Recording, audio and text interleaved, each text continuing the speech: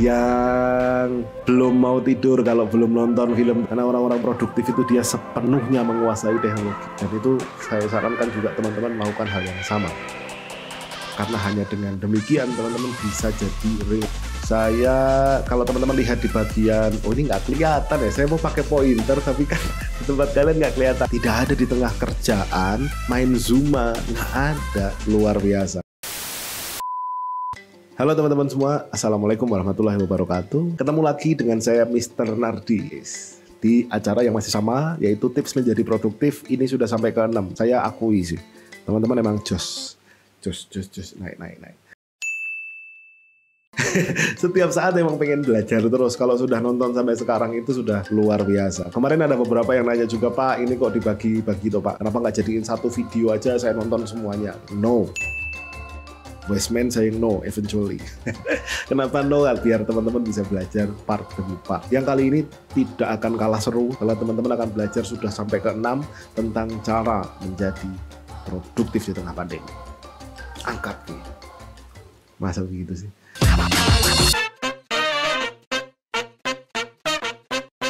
Kita ngomongin berbeda. Saya belum akan keluarkan kalau teman-teman belum benar-benar nonton yang sebelum-sebelumnya ya. Jadi pastikan sudah menonton yang sebelumnya, karena ini nyambung semua loh teman-teman. Jangan sampai ada yang kelewat gitu. Dari 1 sampai dengan 5 ada lagi video pembukaan yang episode 0. Jadi saya tampilkan lah nanti di sini apa ya? Di sini buat teman-teman yang belum nonton sebelumnya. Nah, karena ada banyak hal di situ yang juga akan membantu teman-teman menjadi luar biasa, menjadi ultra produktif. Tonton.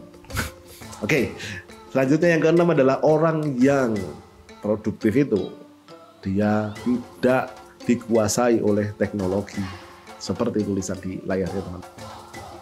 Ini saya tambah lagi kata-katanya. Orang-orang produktif itu justru menguasai penuh teknologi dan bukan diperbudak olehnya. Mau tahu contoh diperbudak oleh teknologi? Sebentar.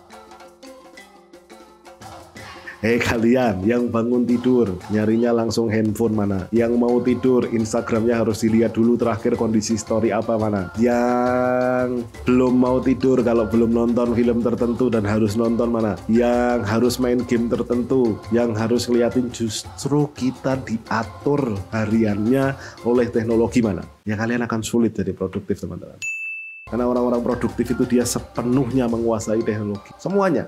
Laptopnya, handphonenya, semuanya dikendalikan sepenuhnya oleh dia dan bukan sebaliknya. Ayo, oke. Saya suka sebel juga untuk hal ini. Ini dia yang penting sekali, bahwa orang-orang produktif seperti kita, saya dan kalian yang menonton ini, mereka mengatur sepenuhnya kapan bermain teknologi. Jadi cerita yang saya sebutkan sebelumnya itu nggak ada harusnya. Karena kalian yang ngatur betul, kapan saya mau main game, di jam segini sampai jam segini. Tidak ada di tengah kerjaan, main Zuma, nggak ada. Nggak ada di tengah pekerjaan, malah main sweeper, nggak ada, karena lagi bekerja. Iya, harus produktif bener-bener bekerja, kemudian ke teman-teman punya jadwal untuk main saya jam sekian. Kemudian teman-teman juga punya jadwal untuk bermain dengan anak jam sekian. Itu. Dan tidak dikuasai oleh teknologi.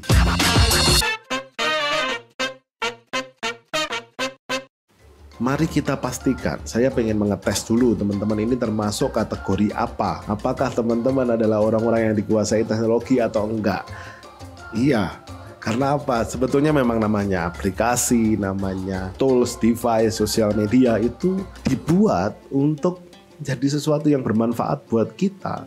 Iya, dan seharusnya kitalah yang menguasai penggunaannya mereka gitu. Bukan mereka yang kayak seakan-akan menarik dari handphone keluar gitu dan manggil-manggil, Nardi sini dong gitu. Nonton saya dong, kan nggak begitu. Kamu budak saya gitu. Saya minta akan nonton kamu jam sekian dan lain sebagainya. Itu yang pas. Nah, kita akan coba ya, kita tes dengan ini contoh rata-rata penggunaan Instagram saya. Tuh, saya kalau teman-teman lihat di bagian, oh ini nggak kelihatan ya, saya mau pakai pointer tapi kan di tempat kalian nggak kelihatan ya.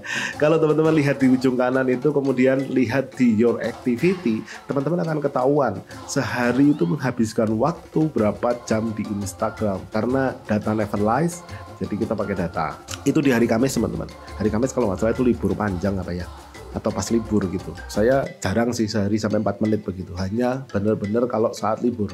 Kalau libur yes, saya waktunya jadi lebih pendek untuk ini karena banyak saya habisin di rumah gantian untuk anak dan istri gitu. Nah, silakan teman-teman cek sendiri ya di aplikasinya kalian, di handphone kalian, terutama dari sini dulu dari Instagram. Kenapa ini penting teman-teman? Karena satu hari itu 24 jam. Saya ingat sekali di masa-masa saya semangat banget main Instagram, satu hari tulisan di Instagram saya itu 4 jam. Menurut saya itu banyak. Kenapa? Satu hari cuma 24 jam. Kalau 4 jam itu kan berarti 1/6.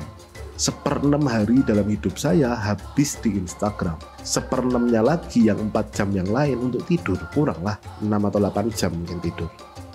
Artinya kalau 8 jam tidur, 4 jam Instagram, separuh hari yang 8 jam kerja, sisanya hanya 4 jam untuk keluarga. Belum dipotong makan, boker, pipis, pupuk, dan lain sebagainya. Tinggal sangat sedikit. Apakah akan bisa, jangan produktif ya, bahagia, sulit teman-teman.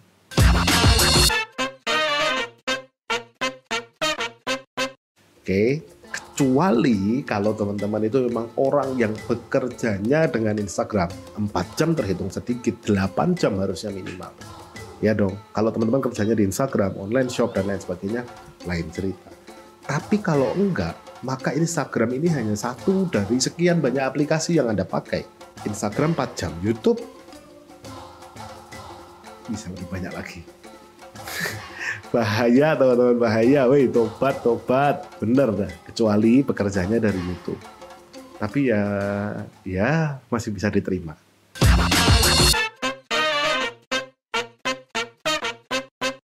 Baik, kita akan bicara tentang contoh daily activity dari bangun tidur sampai tidur lagi versi saya. Ini sharing saja, tidak pasti benar. Teman-teman bisa sesuaikan dengan yang teman-teman pengen dan mau ya. Kalau saya sendiri pada saat sehari-hari itu memang bangun tidur, sometimes saya lihat handphone duluan. Karena untuk cek schedule saya hari ini mau kemana dan lain sebagainya, ada email, ada WhatsApp, ada apapun yang penting itu saya kerjakan langsung. And then saya close HP, mandi dan lain sebagainya, dan saya mulai bermain dengan anak dulu. Belum berangkat kerja, karena anak saya masih kecil-kecil teman-teman. Dan itu masih momen-momen mereka butuh lihat saya setiap hari kalau bisa, dan lain sebagainya. And then saya kerja, pulang kerja, saya usahakan sampai anak tidur itu fokus ke mereka dulu, anak istri dulu, baru tidur. Itu lingkup simpelnya. Kerja masih banyak lagi schedule saya yang saya atur. Tapi intinya saya yang mengatur betul penggunaan teknologi yang saya pakai. Dan itu saya sarankan juga teman-teman melakukan hal yang sama. Karena hanya dengan demikian teman-teman bisa jadi real produktif. Mereka boleh mengingatkan, kalau ada aplikasi yang tugasnya mengingatkan hari ini harus ngapain, semacam agenda boleh, tapi bukan jadi pengatur atau penarik utama untuk kegiatannya teman-teman.